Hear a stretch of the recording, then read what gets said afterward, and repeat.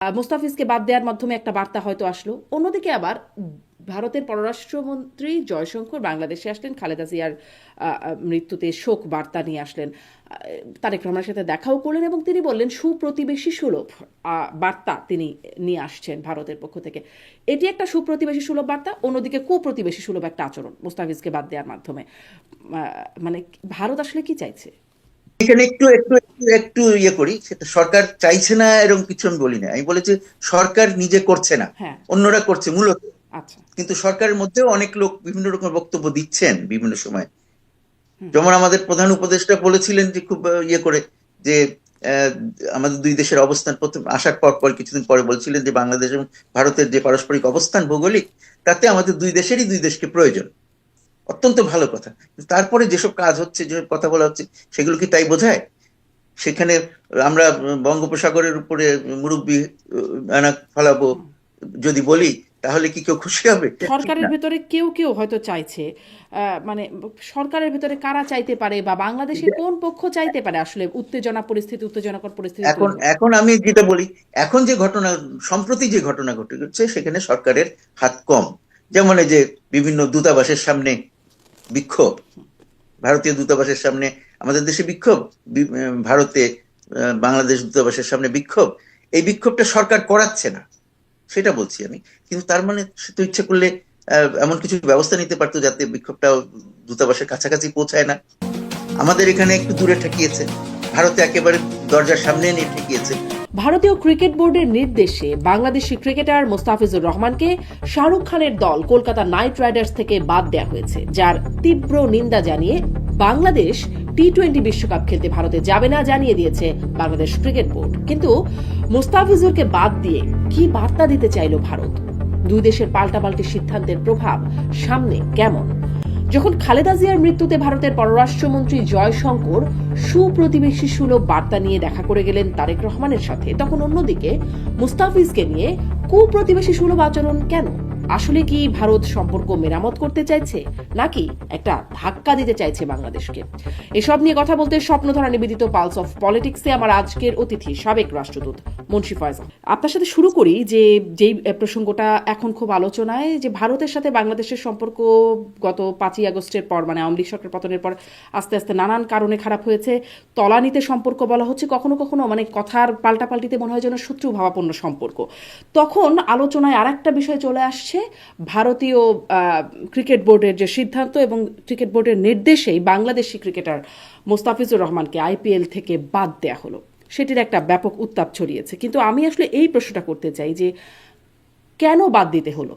আমরা জানি যে ভারতীয় উগ্রপন্থী বা হিন্দুত্ববাদী যারা আছে তাদের একটা চাপ আছে।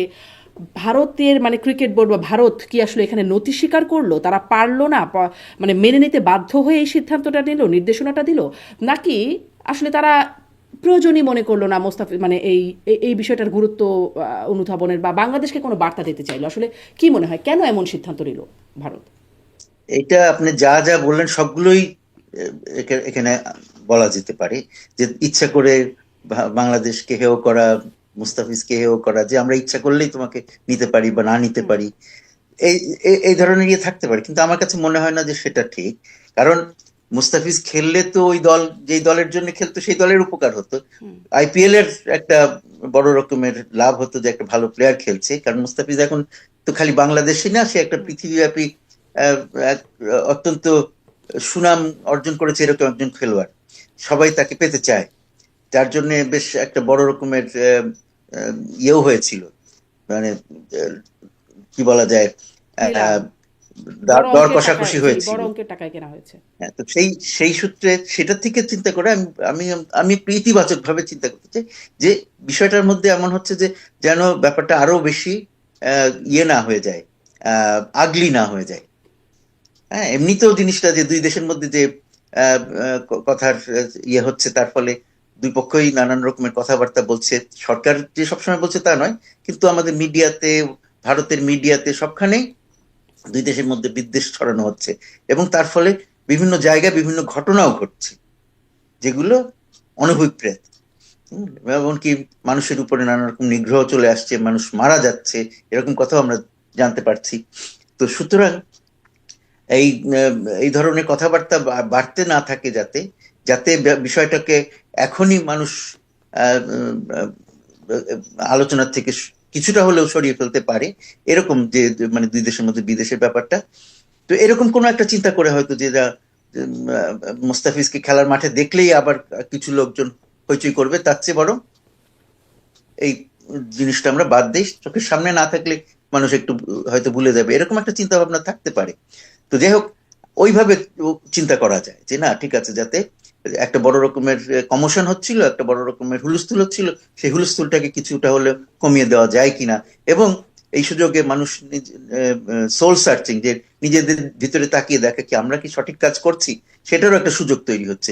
আর নাহলে আমরা যদি সারাক্ষণ একজন আরেকজনের পক্ষে বিষোদ্গার করতাম এবং নতুন নতুন ঘটনা ঘটাতাম, তাতে খালি হুম।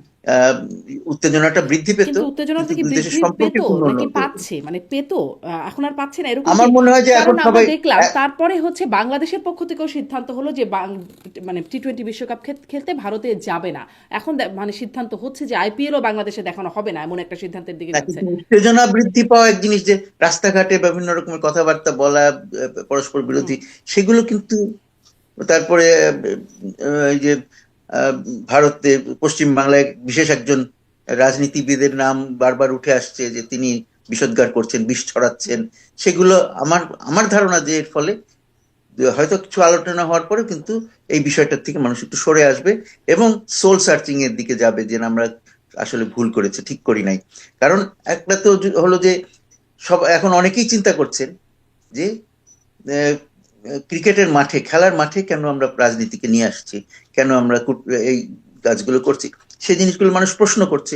এই প্রশ্নগুলো যদি এই ঘটনাটা না ঘটতো তাহলে হয়তো এই প্রশ্ন আসতো না। তো সুতরাং আমার মনে হয় যে একটা সবকিছুরই যেমন একটা খারাপ দিক আছে, তেমন একটা ইতিবাচক দিকও আছে আমাদের। সেই জন্য আপনি আমাকে যে প্রশ্ন করছেন, সবাই যে প্রশ্ন করছে, আমার মনে হয় এই প্রশ্নগুলো দরকার করা। তো সেই প্রশ্নগুলো করে আমরা যদি সেখান থেকে, আমরা যে খারাপ কাজগুলো করছিলাম সেখান থেকে সরে আসতে পারি, তাহলে সেটা তো আমি খারাপ মনে করি না। তা আমরা সবসময় অনেক কিছুর জন্য একটা আমাদেরকে একটা আহ মূল্য দিতে হয়, হয়তো এটাই তার মূল্য দিলাম আমরা। তারপরে যদি আমরা সেখান থেকে আমরা শান্তি কিনে কিন্তু আনতে আপনি পারি, যেটা আপনি যেটা সেটা মনে আমাদের জন্য। করছেন যে এটা যদি ইতিবাচক দিকে যাবে, কিন্তু যেই পরপর যেই খবরগুলো আরো আসলো, তাতে কি ইতিবাচক দিকে যাওয়ার মতো আসলে পরিস্থিতি?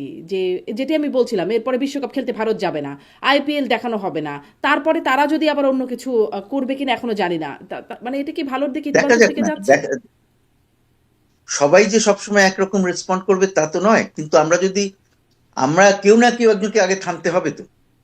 এখন আমরা যদি আগে থামি, তাতে কি আমাদের খুব ক্ষতি হচ্ছে? হুম। কারণ এই যে যদি আমরা কি করতে পারতাম, আমরা কি করতে পারতাম, আমরা বলতাম যে না, ওকে নিতেই হবে, আমরা একটা কোথাও কেস করে দিতাম, হয়তো আমরা আইসিসি তে অলরেডি বলেছি, আমি জানি না। সেটা তো সেগুলো হবে, কিন্তু তারপরেও যতটা পারা যায় এগুলো নিয়ে আমাদের হইচই না করে নিজেদের ভিতরে চিন্তা করা, যে এগুলো কতটুকু উচিত, কতটুকু উচিত না, সেই দিকে আমরা যদি যাই। যেমন আমরা যে আজকে আপনার সাথে আমি এই যে কথাগুলো বলছি, এগুলোর উদ্দেশ্যটা কি? এই জিনিসটাকে বেরিয়ে আর এই জিনিসটাকে বাড়িয়ে তোলা তো নয়, হুম। এই বরং এখান থেকে আমরা কিভাবে সরে আসতে পারি, সেই চিন্তা করে তো এই অনুষ্ঠান করা হচ্ছে, এই আলোচনা করা হচ্ছে।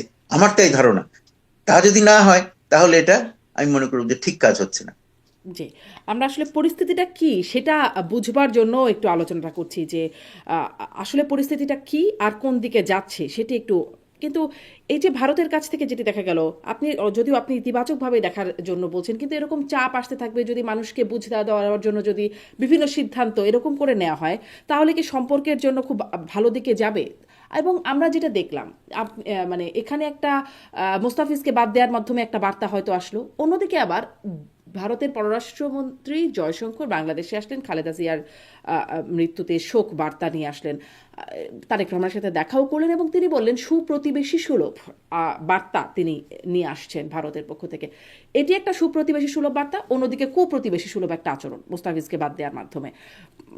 মানে ভারত আসলে কি চাইছে? এখানে ওইভাবে আমি দেখতে চাই না। কারণ এই যে যেটা নিয়ে ঘটনাটা ঘটলো, এগুলো তো দুই দেশেই ঘটছিল, তাই না?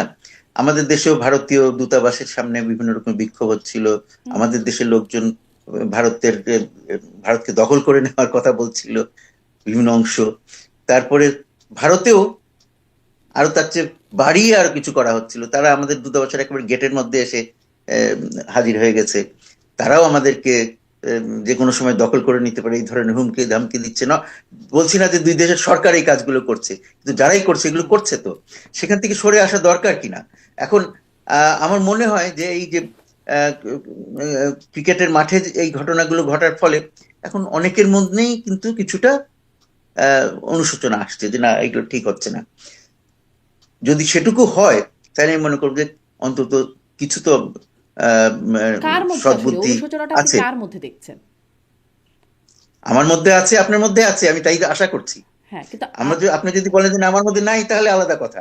কিন্তু আমি ধরে নিচ্ছি যে আমরা যে প্রশ্ন তুলছি তার মানেই হলো যে আমাদের মধ্যে ওই ইয়েটা আছে, আমরা পছন্দ করছি না যেগুলো ঘটছে, আমরা চাচ্ছি সেখান থেকে সরে আসতে।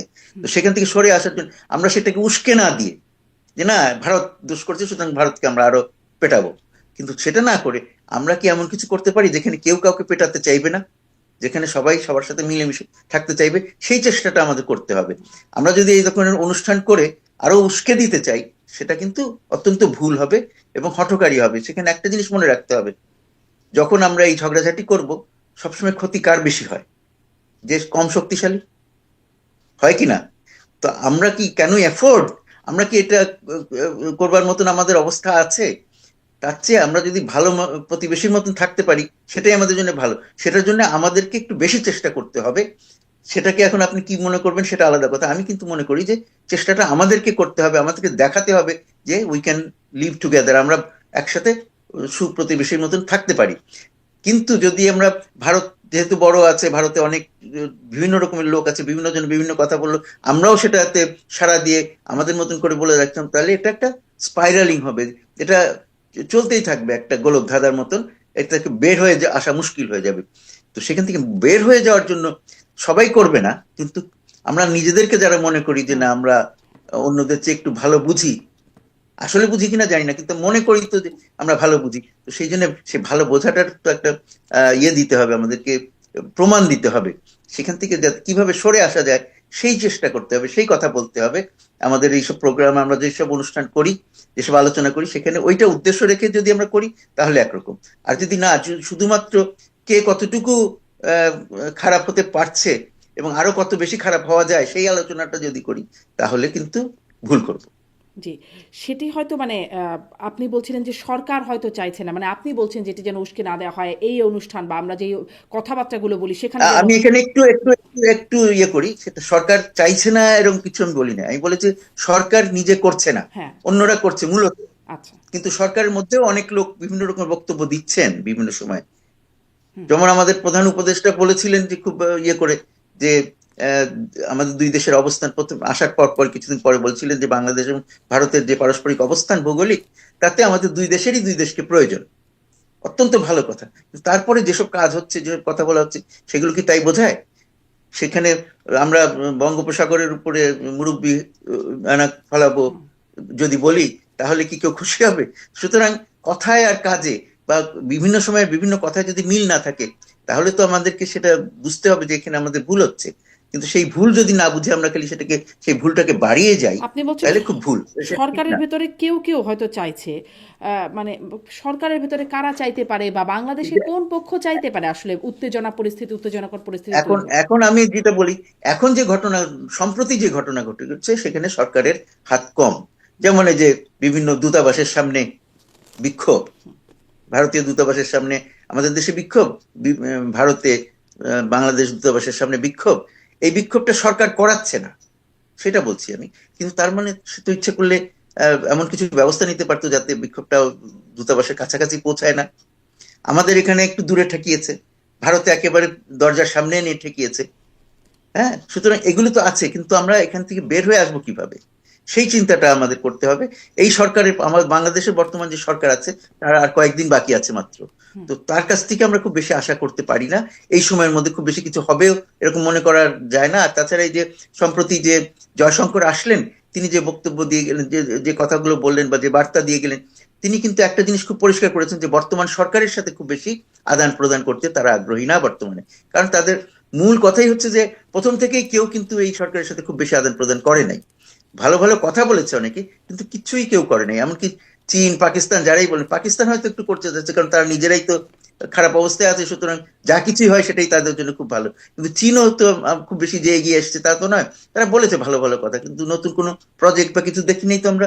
তো সুতরাং সবাই অপেক্ষা করছে যে অন্তর্বর্তী সরকার চলে যে স্থায়ী সরকার যখন আসবে তখন করবে সবাই। তো সুতরাং এই সরকারের কাছে কিছু আশা করাও তেমন ইয়ে না, এই সরকারেরও বেশি মানুষকে স্বপ্ন দেখানোর প্রয়োজন ছিল না। তাদের মূল কাজই হচ্ছে একটি ভালো ইলেকশন দিয়ে চলে জি। যাওয়া। মানে কিন্তু সেই ভারতের কাছ কাজটিও তারা থেকে ঠিক এই মতো এই করতে পারছে কিনা। জি, ভারতের কাছ থেকে এই বার্তা স্পষ্ট এবং বলেছেন জয়শঙ্করজি যে পরিস্থিতি থিতু হলে নির্বাচনের পরে তারপরে সুপ্রতিবেশী সুলভ আচরণ এর চর্চাটা হবে হয়তো, সেই বিষয়টা তিনি বলছেন। কিন্তু এই যে আসলেন, এসে যে সুপ্রতিবেশী সুলভ বার্তা নিয়ে আসলেন বৈঠক হলো বা সাক্ষাৎ হলো তারেক রহমানের সাথে, বিএনপির যিনি চেয়ারপারসন হতে যাচ্ছেন তার সাথে বৈঠক হলো। প্রায় আনুষ্ঠানিকভাবে খুব জানা যায় না, কিন্তু মোটামুটি 40 মিনিটের মতো বৈঠক হয়েছে বলে জানা যাচ্ছে। কি কথা হলো এর মধ্যে? তো শুধু নিশ্চয়ই শোক বার্তা দিলেন তা না, আরও নিশ্চয়ই কথা হয়েছে। ধারণা করতে পারেন যে আসলে কি কথা হতে পারে বা কি ধরনের, কারণ এটা কিন্তু খুব প্রকাশ হয়নি যে আসলে কি কথা হয়েছে।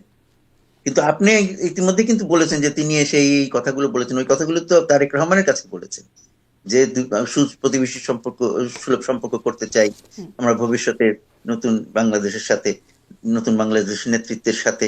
তিনি একটা বিশেষ বার্তা পৌঁছে দিয়েছেন, লিখিত বার্তা আহ, ভারতীয় প্রধানমন্ত্রীর পক্ষ থেকে, সেই সম্বন্ধে কথা বলেছেন। সুতরাং এগুলো হলো যে প্রকাশ না করলেও আমরা ধরে নেই, আমাদের অ্যাজাম্পশনস যে সবসময় কারেক্ট হবে তা নয়, কিন্তু তাই তো আমরা করি, সেইভাবে সেটার ভিত্তিতেই তো আমরা কথাবার্তা বলছি।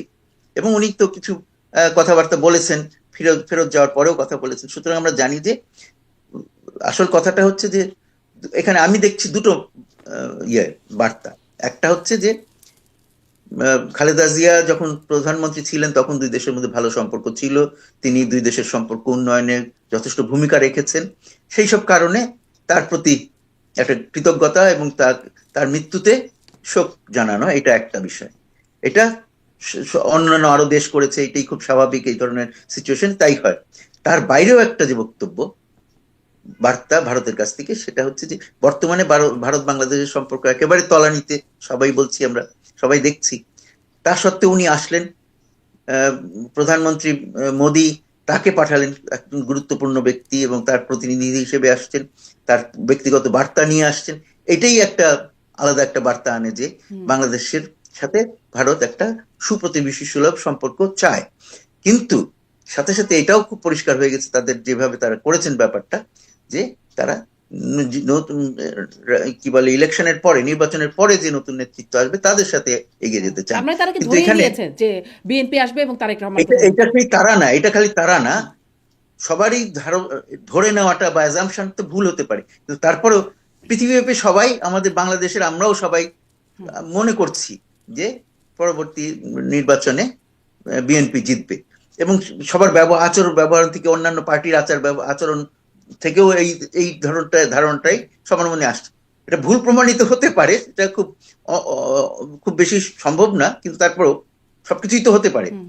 কিন্তু তার সত্ত্বেও যেহেতু এখন পর্যন্ত সবাই ধরে নিচ্ছে যে বিএনপি আসবে, সুতরাং বিএনপির দিকে বিশেষ করে মেসেজ দেওয়া। কিন্তু তার সাথে সাথে আমি মনে করি যে তিনি বাংলাদেশের সাধারণ মানুষকে, বাংলাদেশের সাধারণভাবে বাংলাদেশের প্রতি ভারতের যে মেসেজ, সেটা হচ্ছে যে ভারত বাংলাদেশের সাথে সুপ্রতিবেশী সুলভ সম্পর্ক চায়, সেটা যেই ক্ষমতায় থাকুক না কেন।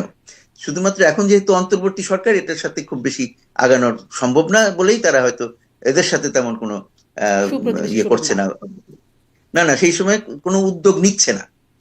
তার কারণ কি? দুই পক্ষ থেকে বিভিন্ন সময় বলা হয়েছে ভালো সম্পর্ক চাই, কিন্তু কোনো উদ্যোগ দুই পক্ষ কারোর কাছ থেকে হয়নি, বরং সুযোগ মতন সবাই একজন আরেকজনের বিরুদ্ধে বিষোদ্গার করেছি আমরা।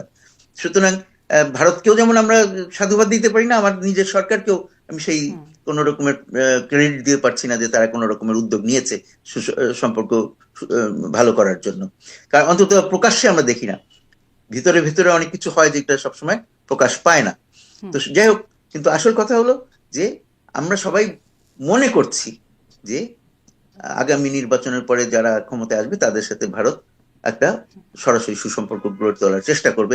সেখানে একটা জিনিস আমাদের দিক থেকেও ইতিমধ্যে মোটামুটি পরিষ্কার হয়েছে যে ভারতের সাথে আগে যেরকম সম্পর্ক ছিল, যত ঘনিষ্ঠ ছিল, হয়তো সেখানে যাওয়া সম্ভব না। কিন্তু ওটা সমস্যা যা কিছু আছে সেগুলো রেখেই, সেই সব সমস্যাগুলোকে পিছনে রেখে আমরা সামনে এগিয়ে যেতে চাই দুই দেশই, এরকম একটা ধারণা এখন আমি আমরা এই পেতে শুরু বৈঠক করছি। মানে বৈঠক বা জয়শঙ্করের দেশে আসে এটা নিয়ে আরেকটু কথা বলবো, কিন্তু মানে এটা একটু আমার মানে জানতে ইচ্ছে করে যে যদি ধরুন এই সময়টা থাকতেন সাবেক প্রধানমন্ত্রী শেখ হাসিনা, তার শাসন আমলে যদি চলতো, তাহলে কি, এবং এই সময় যদি বেগম জিয়ার এরকম মানে তিনি মারা গেলেন, তিনি যদি এই সময় মারা যেতেন, তাহলে কি এইভাবে করে আসতেন জয়শঙ্কর বা অন্যান্য নেতারাও যারা এসছেন বিভিন্ন দেশ থেকে, এভাবে আসতেন, নাকি আসলে আমাদের গণমাধ্যম, আমাদের আমার বিচার আমার বিভাগে মনে যেমন হয় সবকিছু পল্টি হয়, তেমনি করে আসলে না, আন্তর্জাতিক না, এটা সম্পর্ক এটা একরকম এটা পল্টি? এইভাবে এইভাবে এইভাবে চিন্তা করাই উচিত না, যে হুম, ওইটা যদি হইতো ওটা কি হতো। আমার মনে হয় এই ধরনের চিন্তা করাটাই একটা ভুল। যখন যে অবস্থা আছে সেই অবস্থার ভিত্তিতে আমাকে বিচার করতে হবে। এটা হতো যদি, তাহলে কি হতো হুম। এটা বলাটা ঠিক না। না, কিন্তু এটা আমার এটা আমি ধারণা কেন আমার প্রশ্ন করছি, ধারণা বিচার্য বিষয়টা কি? বুঝতে পারছি আমি। বেগম জিয়ার প্রতি শোক, নাকি আসলে ক্ষমতায় যে যাবে তার সাথে একটা সম্পর্ক উন্নয়ন বা লিয়াজো না, না, কি? আমি তো সেটাই সেই হ্যাঁ, জন্য বললাম। আমি সেজন্য বললাম যে দুটোই জিনিসই আছে। একটা হলো বেগম জিয়ার প্রতি আহ, সম্মান সব। প্রদর্শন, হুম, তার প্রতি সমবেদনা প্রকাশন, তার তার মৃত্যুতে। কারণ একটা কতগুলো জিনিস আমরা খেয়াল করতে হবে। সাধারণভাবে আমাদের দেশে একটা ধারণা আছে, আমি মনে করি সেটা ভুল ধারণা। সেটা হচ্ছে যে যখন বিএনপি ক্ষমতায় থাকে ভারতের সাথে সম্পর্ক খারাপ হয়, আর চীনের সাথে সম্পর্ক ভালো হয়। আর উল্টো আওয়ামী লীগ ক্ষমতায় থাকলে ভারতের সাথে সম্পর্ক ভালো হয়, চীনের সাথে সম্পর্ক খারাপ হয়। এই ধারণাটা পুরোপুরি ভুল। কারণ আমি নিজে তো সরকারের ছিলাম, হুম, এবং আমি বিভিন্ন দেশে বাংলাদেশের কূটনীতিক হিসেবে কাজ করেছি।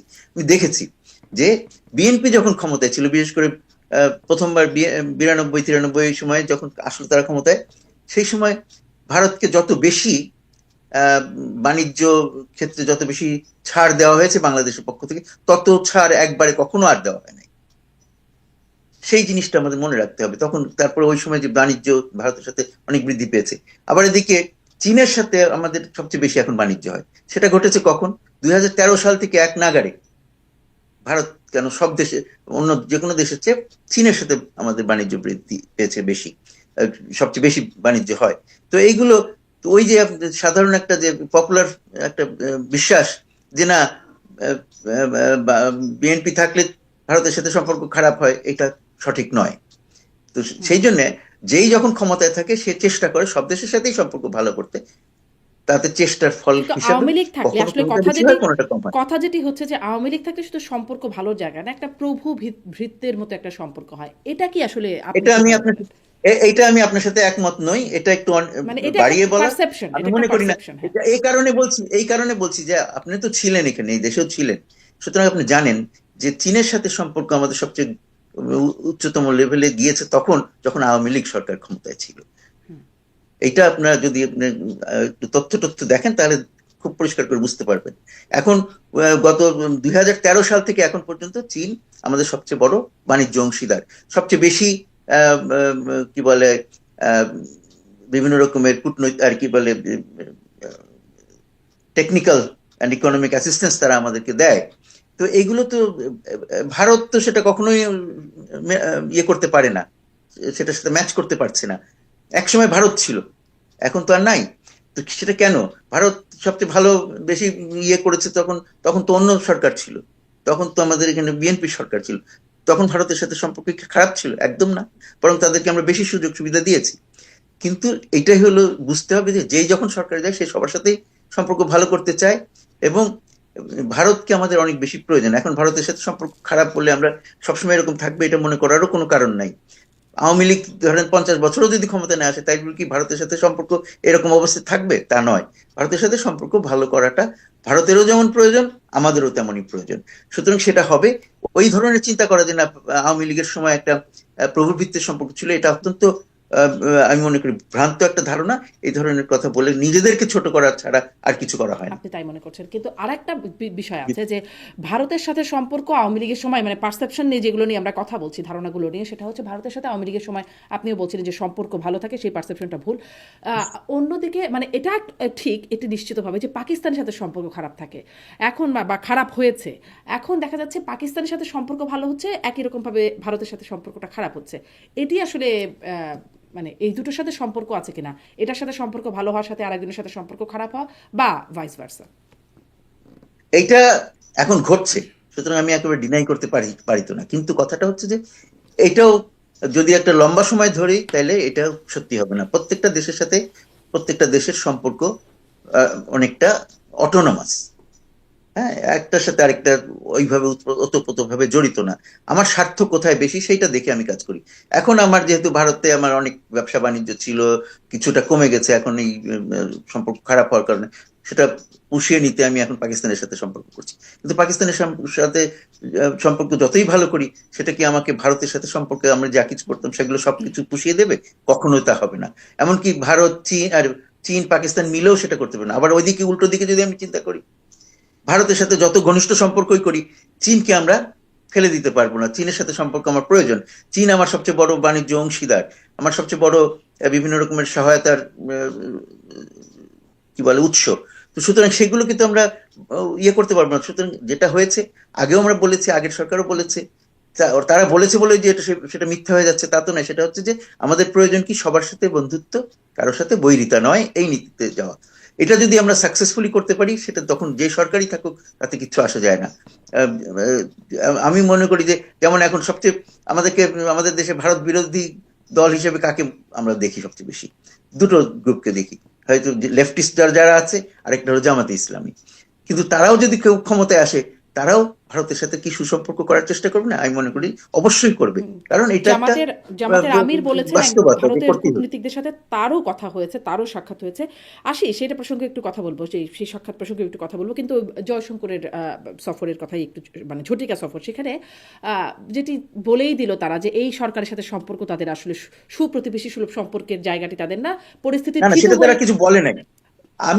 আমি কোথাও দেখি নাই যে তারা এরকম কিছু প্রকাশ্যে বলেছে যে এই সম্পর্ক সরকারের সাথে সম্পর্ক করতে হবে। কিন্তু তারা কোন রকমের আগ্রহ দেখায়নি তাদের সাথে। না, তারা বিশেষ যেমন বলেছেন আহ, আহ, নির্বাচনের যেটা পর দেখেছি পরিস্থিতি আমরা, থিতু হলে সুপ্রতিবেশী সুলভ আচরণ এর চর্চা হবে বা চালু হবে, এরকম একটা, মানে হ্যাঁ, তো শুরু হবে, সুতরাং চালু হবে, একটা এখন তো বদলে নাই তার আরেকটা মানে। বললে তো ভুল হবে। আচ্ছা। মানে না না, সেটা ঠিক না, একটা থেকে আরেকটায় যাওয়া যায় না সবসময়। হ্যাঁ, কিন্তু তারা বলে নাই, আমি সেটা বলছি যে তারা প্রকাশ্যে বলে নাই যে তারা এই সরকারের সাথে সম্পর্ক করতে চায় না। কিন্তু কারণ এই সরকারের সাথে সম্পর্ক আছে বলেই তো সে আসতে পেরেছে। সে যখন এসছে, তার সাথে ইয়ে কি বলে আমাদের আইন উপদেষ্টা এবং নিরাপত্তা উপদেষ্টা বসে কথা বলেছে, সেটারও ছবি আমরা দেখেছি। সুতরাং সম্পর্ক নাই বা সম্পর্ক করছে না তা নয়, কিন্তু এটার উপরে গুরুত্ব দিচ্ছে না তারা। এটাকে বর্তমানে তারা মনে করছে এটা প্রয়োজন নাই, তারা ভবিষ্যতের দিকে তাকিয়ে আছে। সেইটা পর্যন্ত আমি কিন্তু এটাও মানতে একটা রাজি আছি, প্রশ্ন, কিন্তু এটা নিরাপত্তা বলবো না উপদেষ্টা যে আইন তারা উপদেষ্টার সাথে কথা হলো, দেখা হলো, কিন্তু পররাষ্ট্র উপদেষ্টা যিনি তার আসলে কাউন্টার পার্ট হবার কথা, তার সাথে দেখা হলো না, প্রধান উপদেষ্টার সাথে দেখা হলো না, পাকিস্তান থেকে যিনি আসলেন তার সাথে দেখা হলো, মানে এটা কেন, এরকমটা কেন হলো, এই প্রশ্ন তো উঠছে। এখানে প্রধান উপদেষ্টার সাথে দেখা হলো না, তো এটা নিয়ে বিভিন্ন মিডিয়ায় যদি বিশ্বাস করি যে তারা যা বলছে সঠিক, সেটা হলো যে আমাদের দিক থেকে আগ্রহ দেখানো হয়েছিল, কিন্তু ওনারা আগ্রহ সে দেখানো। ইয়েতে সাড়া দেন নাই, আসতে ওই সাক্ষাৎ করতে যান নাই। তো সেটা সেটা তো একটা মেসেজ পাঠায়, কিন্তু তারা প্রকাশ্যে বলেন নাই যে আমরা তোমাদের সাথে সম্পর্ক করবো না। আপনার কথার ওইটুকুতে আমি ধরছি, বাকিটা আমি কিছু বলছি না। আমি তো নিজেই বলছি যে তারা বর্তমান সরকারের সাথে খুব বেশি উদ্যোগ নিতে উৎসাহী না। তারা পরবর্তী যে সরকার আসবে তার সাথে আগাতে চায়। তার নানান কারণ আছে, কিন্তু একটা বড় কারণ হলো আর কয়েকদিনই তো বাকি আছে। এই কয়েকদিনে যখন হয় নাই, 1.5-2 বছরে যখন হয় নাই কিছু, এখন আর কয়েকদিনের জন্য চেষ্টা করে লাভ কি? এরকম একটা চিন্তাধারা তাদের থাকতেই পারে। এমন যদি হতো না এই সরকার আরো 10 বছর থাকবে, সেটা যদি মনে হতো, তাইলে হয়তো তাদের সাথে যেরকমই হোক একটা সম্পর্ক গড়ে তোলার চেষ্টা অনেকেই করতো। সুতরাং সেইটা আমরা ওইভাবে যা নয় সেইটার উপরে না, যে যা ঘটছে সেটার দিকে তাকানোই আমার মনে হয় শ্রেয়। কিন্তু ওই যে প্রশ্নটা ওখানে, এই দুজনের সাথে কেন দেখা হলো, আসিফ নজরুল এবং নিরাপত্তা উপদেষ্টা খলিলুর রহমান, ওনারা তাদের। ওখানে উপস্থিত ছিলেন। ওনারা ওই যে যখন সবাই ফিউনারালে গেছে, তখন হুম। তাদেরকে তো কোনো না কোনো রকমের ব্যবস্থাপনা করা হয়েছে, নিয়ে যাওয়া হয়েছে, এসকর্ট করে নিয়ে যাওয়া হয়েছে। তাদেরকে এবার এসকর্ট করে ওইখানে রুমের মধ্যে নিয়ে আসা হয়েছে যেখানে এনারা বসেছিলেন। এটাই ওখানকার প্রোটোকলের অংশ ছিল। সুতরাং তারা ওখানে দেখা করেছেন। কিন্তু তখন যখন তাকে চিফ অ্যাডভাইজার তো আর এখানে সংসদে এসে তার সাথে দেখা করতে চান নাই। যেখানে চিফ অ্যাডভাইজার আছেন তার কাছে যাওয়ার জন্য বলেছেন, উনি ওনার সময় নাই বা যে কারণে পররাষ্ট্র বলছেন যে আমি উপদেষ্টার সাথে এখন তো দেখা হতে পারছি পারতো, না। মানে পররাষ্ট্র উপদেষ্টার সাথে দেখা হয়েছে কিনা এটা নিয়ে আমি দুই রকমের কথা শুনেছি। কোথাও বলেছে যে না, তার সাথে তো হ্যান্ডশেক করেছে, কিন্তু আমি এরকম যে ওইখানেই, ওই কি বলে যেখানে সংসদ ভবনের ওখানে ওই দিনই, আমি এটা শিওর না। কিন্তু হয়তো দেখা হয় নাই তাদের পক্ষ থেকে কোন রকমের। সেটাই তো আমি বলছি যে তাদের পক্ষ থেকে কোনো উদ্যোগ নেওয়ার ইয়ে দেখি নাই আমরা, যে বর্তমান সরকারের সাথে বিশেষভাবে যোগাযোগ করা, সম্পর্ক ইয়ে করা, যে আমাদের খুব ভালো সম্পর্ক আছে এরকম দেখানো, এই ধরনের কোনো উদ্যোগ ভারতের পক্ষ থেকে বা জয়শঙ্করের পক্ষ থেকে নেওয়া হয় না। এটা তো আমি পরিষ্কার করে প্রথমেই বলে নিলাম। সুতরাং সেটা নিয়ে তো যদি না করে থাকে তো করে নাই, কারণ দুই রকমের শুনেছি বলে আমি এই কথাটা বলছি। আমারও ধারণা যে আমাদের পররাষ্ট্র উপদেষ্টার সাথে তার দেখা হয় নাই। কিন্তু কথাটা সেখানে না, কথাটা হচ্ছে যে আমরা যে ইয়েটা করছি যে বর্তমান সরকারের যে তারা ভবিষ্যতের উপরে গুরুত্ব দিচ্ছে, কারণ তারা মনে করছে যে এতদিন চলে গেল, এখন আর কয়েকদিন বাকি আছে, এই সময়ে এদের সাথে সম্পর্ক করে লাভই বাকি কি, এখান থেকে পাওয়া যাবে। সুতরাং সবাই তো স্বার্থ নিয়ে কাজ করে। সুতরাং এইটা করার ফলে এই যে তাদের আরেকটা ক্যালকুলেশন থাকতে পারে যে এই সরকারকে একটু আমরা যদি ইয়ে দেই, বেশি ইয়ে না করি, পাত্তা না দেই, তাহলে হয়তো অনেকেই আমাদের পরবর্তীতে যারা আসবে তারা আমাদের উপর বেশি খুশি হবে। জানি না, এরকম একটা ধারণাও তাদের থাকতে পারে যে এইটা ওইভাবে একটা মেসেজ। আমি ধরেন যারা এখন আমাদের বর্তমান সরকারের উপরে নাখোশ, তাদেরকে যে আমি যদি এখন বর্তমান বিদেশ থেকে এসে আমি বর্তমান সরকারের সাথে বেশি মেলামেশা করলাম না, তাহলে যারা এই বর্তমান সরকারের উপরে মোটামুটি নাখোশ বা চায় যে তাড়াতাড়ি চলে যায়, তারা অন্তত খুশি হবে, এরকম একটা ধারণাও আছে। তো অনেক কিছু আমরা we can read into this, অনেক কিছু আমরা এর মধ্যে চিন্তা করতে পারি। তো আসল কথা হলো যেগুলো পরিষ্কার পাওয়া গেছে সেগুলো হচ্ছে যে এখানে দুটো বিষয়ে তিনি ইয়ে করেছেন। একটা হলো যে আমাদের প্রয়াত প্রধানমন্ত্রী বেগম খালেদা জিয়ার প্রতি তিনি সমবেদনা এবং শ্রদ্ধা প্রদর্শন, আর ভবিষ্যৎ নেতৃত্ব যারা আসবে তাদের প্রতি হাত বাড়িয়ে দেওয়া, যে আমরা তোমাদের সাথে সুসম্পর্ক চাই, আপনি বলছিলেন সেই জিনিসটা জামাতের বলা। কথা, আপনি জামাতের প্রসঙ্গটা একটু বলছিলেন যে বৈরী সম্পর্ক করার চেষ্টা বা ইচ্ছা তাদের হয়তো আছে, কিন্তু জামাতের আমিরের না না, এখানে ভুল বলেন আপনি, আমি ওই কথা বলি, আমি বললাম যে ভারত বিরোধী কথাবার্তা যারা বেশি বলেন তাদের মধ্যে একটা হচ্ছে জামাত আর একটা হচ্ছে বামপন্থীরা। আচ্ছা, ধন্যবাদ কিন্তু আমাকে কারেকশন তারা করার কেউ জন্য। যদি ক্ষমতায় আসে, আমি বলেছি কি, তারা কেউ যদি কোনোভাবে ক্ষমতায় আসে, তারাও কিন্তু তখন ভারতের সাথে সুসম্পর্কই চাইবে, জি, একদম ভারতের স্পষ্ট। সাথে বৈরিতা করবে না। জি, ধন্যবাদ। কিন্তু এই যে সুসম্পর্কই চাইবে, এটারই মনে হয় নমুনা কিনা যে জামাতের আমিরের সাথেও দেখা হয়েছে, সাক্ষাৎ করেছেন যখন তার বাইপাস সার্জারি হয়েছে। তো জামাতের আমিরই বলেছেন রয়টার্সকে দেয়া একটা সাক্ষাৎকারে যে তখন ভারতীয় কূটনীতিক তাদের সাথে কূটনীতিক এসেছিলেন তার সাথে সাক্ষাৎ করতে, কিন্তু তারা বলেছিলেন যে এই বিষয়টি গোপন রাখতে বা প্রকাশ না করবার জন্য বলেছিলেন। হ্যাঁ, আমি আসলে এখানে কয়েকটি প্রশ্ন জাগে যে কেন গোপন রাখতে বললেন, এক। দুই, গোপন রাখতে যখন বলেছেন তিনি আসলে গোপন রাখলেনও বা কেন এতদিন? অনেকদিন তো হয়ে গেল, সেই গত বছরের আগস্টে সম্ভবত এই ঘটনাটি। এতদিন গোপন ভালো রাখলেন ভালো কেন? কয়েকটা প্রশ্ন ছিল। হ্যাঁ, কেন আসলো? আবার এখন বলে দিলেন কেন? এখন বলে দিলেন কেন? জি, বললেন যখন, এখন বলে দিলেন কেন? যখন বললেনও তখন আংশিক বললেন। আমি কোন দেখি একটা কূটনীতিক একটা করে আসছেন, আপনার প্রশ্নের কি উত্তর দেওয়ার বিষয়ে চেষ্টা কথা করি। হচ্ছে সেটি আবার বললেন না। জি, কয়েকটি প্রশ্ন বলো। আমি আপনার ইয়েতে তিনটে প্রশ্ন একটা একটা করে ধরার চেষ্টা করি। কেন গোপন রাখতে বললেন? সেটা হচ্ছে যে তাদের যে বাংলাদেশে অভ্যন্তরীণ রাজনীতি, তাদের যে ভাবমূর্তি বা তারা যা প্রচার করতে চান, প্রসার করতে, যে তারা ভারত বিরোধী হ্যান তেন, এগুলো দিয়ে তো তারা এক ধরনের কিছু লোকের কাছে হলেও তো অন্তত একটা পপুলারিটি পান, একটা জনপ্রিয়তা অর্জন করেন ওটা বলে। সুতরাং তারা যে ওখান থেকে সরে যাচ্ছেন এটা তখন তারা জানাতে চান নাই, সেটাই আসল কারণ। আমরা গোপনে অনেক কিছু করি, সবাইকে বলি না, কিন্তু মুখে যা বলি সেটা কিন্তু আলাদা একটা বিষয়। গোপন তো নাকি রাখতে মুখে বলেছে যেটা বলছি, ভারতীয় কূটনীতিক।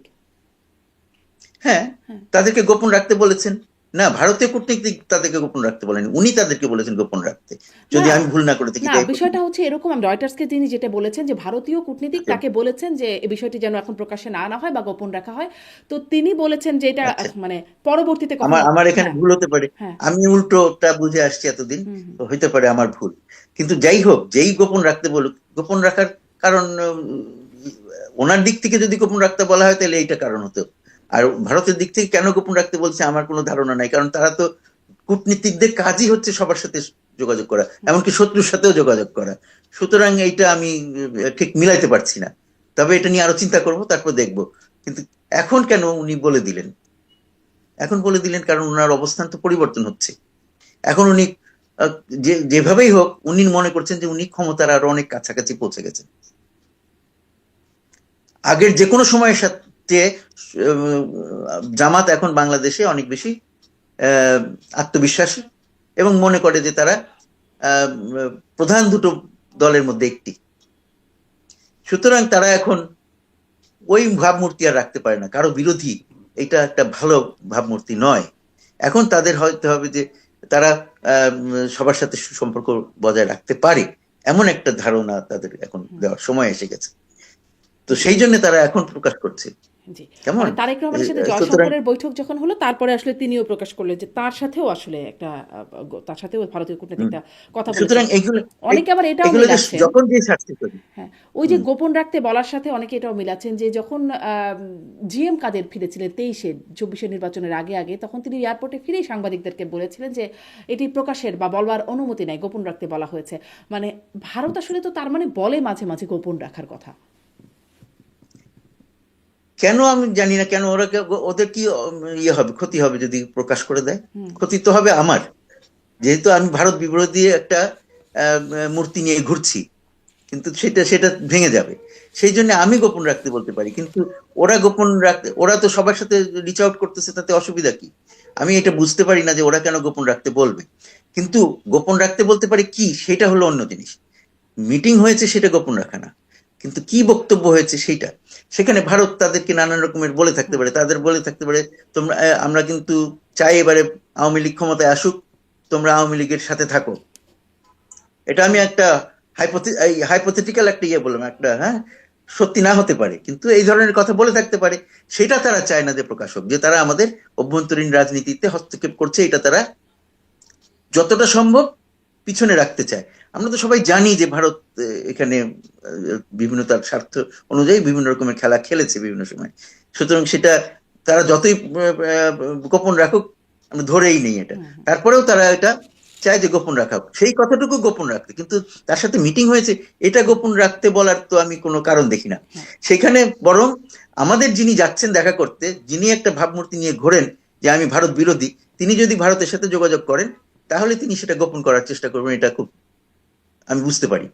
এবং এখন সেটার প্রয়োজন ফুরিয়ে গেছে, সেই জন্য এখন খুলে দিচ্ছেন, এইটা আমি কিন্তু মনে খুলে করি। যখন দিচ্ছেন তখনও এতটুকু খুলছেন যে সাক্ষাৎ হয়েছে, আসছিলেন দেখা করতে, কে এসেছিলেন, কি হলো, সেটা কিন্তু আমরা এখনো জানতে পারছি না। মানে কি কথা হয়েছে, এই প্রশ্নটা আমার মানে বরাবরই জাগে যে এই যে কি কথা হলো। এটার যেমন উত্তর আমি দিতে পারবো না, যেমন এটার ধরুন, উত্তর আমি দিতে পারবো না। না কিন্তু আমি আসলে এটা কি হলো সেটা তো আপনি বলতে পারবেন না, কিন্তু এরকমটা কেন হয় সেটার একটা ধারণা আপনার কাছ থেকে জানতে চাই। ধরুন তারেক রহমানের সাথে কি কথা হলো, 40 মিনিটের মতো বৈঠক হলো, সেখানে মানে কি কি বিষয় নিয়ে কথা হলো সেটি খুব আমরা শুনলাম না। একটা ভারতীয় মানে পররাষ্ট্রমন্ত্রীর কাছে একটু শুনলাম, তারপর ধরুন এই যে এখানে আমি আপনাকে একটা আমি কথা বলি। একসাথে কতগুলো বলে দেই, তারপরে আপনার কাছ থেকে শুনি। এই যে জামাতের আমিরের সাথে কথা হলো, কি কথা হলো সেটি আসলে জানলাম না, গোপন রাখতে বলা হয়েছে, গোপনে থেকে গেল। অজিত দোভাল গিয়েছিলেন, দুঃখিত, অজিত দোভালের আমন্ত্রণে নিরাপত্তা উপদেষ্টা খলিলুর রহমান গিয়েছিলেন, সেখানে শুনলাম গুরুত্বপূর্ণ বিষয় নিয়ে কথা হয়েছে, কোট আনকোট। কি কথা হলো সেটি আমরা জানলাম না। মানে সেই তখন মনে পড়ে যে ওবায়দুল কাদের বলেছিলেন তলে তলে সব ঠিক হয়ে গেছে, এখনো তো সব তলে তলেই হয়ে যাচ্ছে, আমরা তো আসলে কি কথা হচ্ছে জানতে পারছি না। একদম, হ্যাঁ, আসল কথা সবসময় এটা হয়, এটা নতুন কিছু নয়, এটাতে আশ্চর্য হওয়ার কিছু নাই, বেশি তো কিছু নাই। আমরা যখন এমনকি দুই দেশের খুব ভালো সম্পর্ক, দুই দেশের রাষ্ট্রপ্রধান বা সরকার প্রধানের মধ্যে মিটিং হচ্ছে, তার একটা অংশ থাকে যেটা সবাই দেখে, সেটা রেকর্ডেড, যেটা নিয়ে ইয়ে করা হয়। কিন্তু আরেকটা অংশ থাকে যেটা সবার কাছে প্রচার করা হয় না, ইয়ে করা হয় না, গোপন কিছু কথাবার্তা থাকে।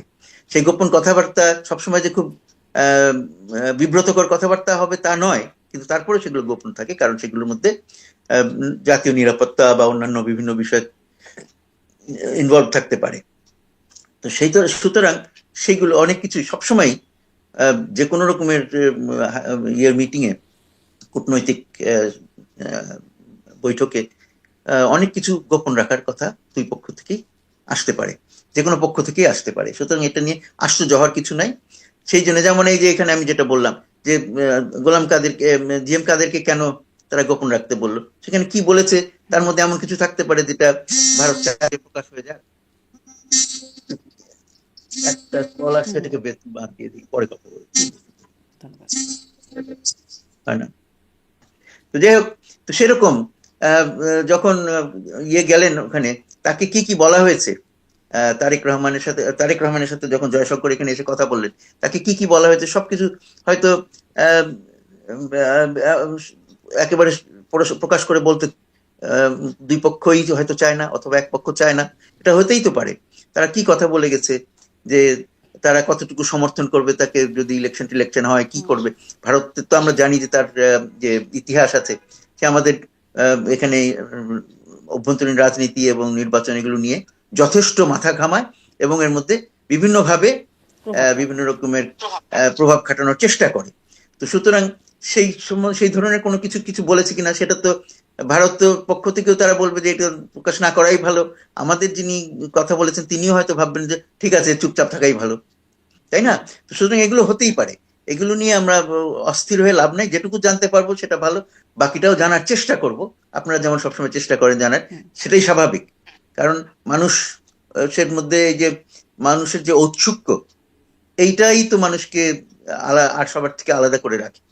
তো সুতরাং আমি মনে করি যে সেটা কোনো দোষ নাই, আমরা জানবার চেষ্টা করব, অন্যরা ঢাকার চেষ্টা করবে, এইটাই চলতে থাকবে। হ্যাঁ, এটা একটু শুনি যে ভারতে আশ্রয় নিয়েছেন সাবেক প্রধানমন্ত্রী শেখ হাসিনা, এবং সেটিও একটা ক্ষোভের কারণ বাংলাদেশে, বিশেষ করে গণঅভ্যুত্থানের পক্ষে যারা কাজ করেছেন বা পক্ষের শক্তি আছেন, যারা আওয়ামী লীগ বিরোধী আছেন, প্রচণ্ড তারা এই বিষয়ে মানে তাদের রাগ ক্ষোভ খুব স্বাভাবিকভাবে এই বিষয়ে বেশি। কি মনে হয়, মানে তাদেরকে ফেরানোর ব্যাপারে ভারত এর প্রক্রিয়াটা কেমন হবে, বা তার ফেরার ব্যাপারে, মানে ফেরানো বা ফেরা এই প্রক্রিয়াটা, কূটনৈতিক রাজনৈতিক প্রক্রিয়াটা আসলে কেমন হবে বলে পূর্বাভাস পান, ধারণা করতে পারেন কিনা? আমার ধারণা যে এটা নিয়ে খুব কোনো পক্ষই মানে কথাবার্তা থাকবে, আমাদের পক্ষ থেকে বলা হবে যে ওনাদেরকে ফেরত দাও, ভারত বলবে আমরা চিন্তা করে দেখছি। এর বাইরে কিছু ঘটবে আপাতত আমার এটা মনে হয় না।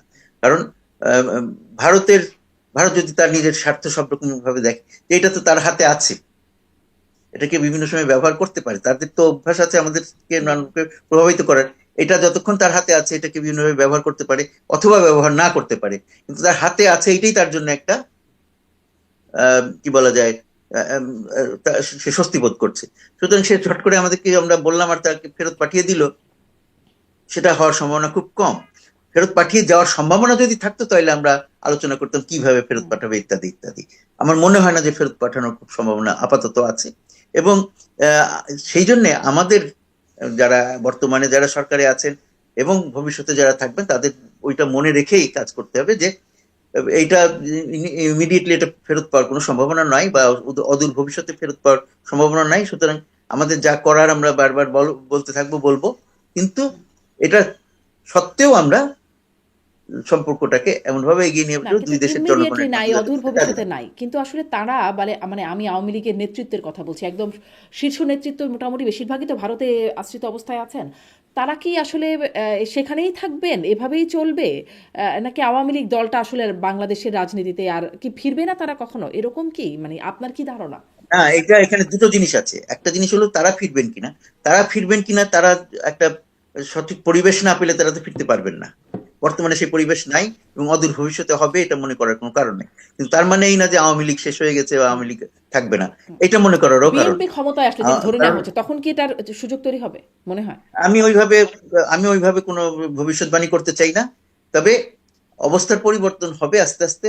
কারণ এই যে এত লোক যে আওয়ামী লীগের পক্ষে ছিল, সেটা তো আমরা অস্বীকার করতে পারি না। তারা তো সব আওয়ামী লীগের বিরুদ্ধে চলে যায় নাই, কিছু লোক গেছে। সবসময় যে এই যে ধরেন একটা অভ্যুত্থান হয়, সেখানে কি সত্যি সত্যি সবসময় মেজরিটির সমর্থন থাকে? আসলে তা না, এটা একটা ব্রুট মব ফোর্স বা এরকম একটা কিছু তৈরি হয়, যেটাকে তখন বাধা দেওয়া কারো সম্ভব থাকে না। তার মানে এই না যে পৃথিবী বাংলাদেশের সমস্ত লোক বা সবাই তাই সেটাকে সমর্থন করেছে। সুতরাং ওইটা তখন টের পাওয়া যায় না, পরবর্তীতে টের পাওয়া যায়। এটা বাংলাদেশে না, সব দেশে এই ধরনের ঘটনা ঘটে, পরে টের পাওয়া যায় যে আসলে ওইটা কতটুকু মানুষের মনের কাছাকাছি ছিল নাকি ছিল না। সেটা আস্তে আস্তে দেখা যাবে যে না, এই জিনিসটা তো আমরা পছন্দ করছি না, ওই জিনিস পছন্দ করি না, এইভাবে বেরিয়ে আসবে। কিন্তু সেই বিচারে আমাদের যাওয়ার কোনো প্রয়োজন নেই। আমাদের কথা হলো বর্তমান বাস্তবতাটা কি। বর্তমানে আওয়ামী লীগের আহ, সরাসরি অদূর ভবিষ্যতে ক্ষমতায় ফিরে আসার সম্ভাবনা কম, নাই। সুতরাং তাদের যে নেতা নেত্রীরা আছেন বাইরে, তারা একটা প্রতিকূল পরিবেশে দেশে ফিরবার জন্য উদ্গ্রীব হবেন, এটা মনে করারও কোনো কারণ নেই। তার মানে এই না যে আওয়ামী লীগের এই যে এবং এর এর ফলে আপনারা দেখছেন বিভিন্ন সময় বিভিন্ন বর্তমান যে দুটো রাজনৈতিক দল বা যে রাজনৈতিক দলগুলো অ্যাক্টিভ আছে বাংলাদেশে, তারাও কিন্তু বিভিন্ন সময় এই বিষয় নিয়ে কথা বলছেন এবং আম, স- স্ববিরোধী কথা বিভিন্ন সময় বলছে। কখনো আওয়ামী লীগের উপরে বিষোদ্গার করছে, কখনো আবার আওয়ামী লীগকে কিভাবে রিহ্যাবিলিটেট করা যায় এই ধরনেরও ইঙ্গিতপূর্ণ কথাবার্তা বলছেন, আমরা শুনতে পাচ্ছি। তো সুতরাং ভবিষ্যতে এই ব্যাপারটা কি দাঁড়াবে সেটা আমরা আহ, এখনই বলতে পারবো না। কিন্তু ভারত এখন কিন্তু কি কথা চায় হলো যে সেটা কি এখন বুঝতে পারছেন? ভারত এখন কি ভারত, চায়, মানে সেটাই আমি সামনে বলছি যে নির্বাচন নিয়ে সুনির্দিষ্টভাবে জিজ্ঞাসা করছি যে ভারত আসলে আমি সামনে আমি যে নির্বাচন কথাটা নিয়ে। মূলত যাচ্ছিলাম, আমি যে মূল কথাটা যেতে যাচ্ছিলাম যে এই সমস্যাটা থেকে যাবে অনেকদিন হয়তো। আমি বলছিলাম অদূর ভবিষ্যতে এটা সম্পর্কটা, এই সমস্যাটা মিটবে না, কিন্তু দুই দেশের সম্পর্ক এগিয়ে যাবে।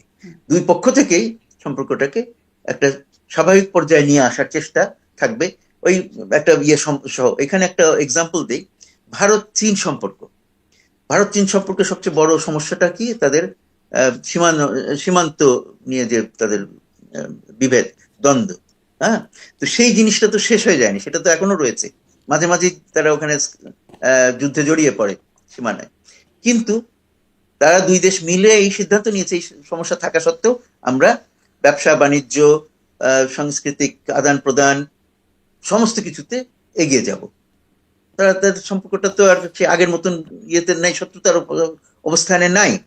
সুতরাং সেই রকম যে আমাদের সমস্যা থাকবে বাংলাদেশ ভারতের মধ্যে, এই সমস্যাটা হয়তো অনেকদিন পর্যন্ত থাকবে, কিন্তু তারপরেও দুই দেশের সম্পর্ক এগিয়ে যাবে এবং বিভিন্ন ক্ষেত্রে সহযোগিতা বাড়তে থাকবে। স্পষ্ট, কিন্তু এখন নির্বাচন একটু নিয়ে কম কি আছে। চায় এটা একটু আমি আপনার কাছে জানতে চাই। আপনার কি মনে হয় আসলে নির্বাচন নিয়ে ভারত আসলে কি চায়? কারণ এতদিন ভারত বলেছে ইনক্লুসিভ নির্বাচন, সেই অবস্থানে কি ভারত আছে কিনা, নাকি ভারতের এই জয়শঙ্করের আশা, তারেক রহমানের সাথে কথাবার্তার এই এই কোনো যে একটা অবস্থান পরিবর্তন হয়েছে? এবং আগে আমরা যেটা আপনি বলছিলেন যে সবসময় আসলে একটা প্রভাব খাটায় ভারত, মানে বাংলাদেশের নির্বাচনগুলোর ব্যাপারে, বা তাদের একটা চাওয়া থাকে। এর আগে খুব সুস্পষ্টভাবে দেখা গেছে তারা আওয়ামী লীগ সরকারকে চেয়েছে, এবার তারা আসলে কি চায়? এখন তারা তো চাইলেও আর আওয়ামী লীগ সরকারকে পাচ্ছে না, তাই না? সুতরাং তাদেরকে এখন চেষ্টা করতে হচ্ছে যে নেক্সট যারা আছে তাদের মধ্যে কাকে তারা সহজে কাছে পেতে পারে। এখন তাদের এখন পর্যন্ত তাদের আচরণ থেকে মনে হচ্ছে যে তারা এক নম্বর, তারা বুঝতে পারছে যে নেক্সট বিএনপি আসবার সম্ভাবনা আছে ক্ষমতায়, সুতরাং তারা বিএনপির দিকে হাত বাড়াচ্ছে। হুম। তার মানে এই না যে তারা অন্যদের সাথে কোনো রকমের শত্রুতা বা বৈরিতা করছে, সেটাও কিন্তু নয়।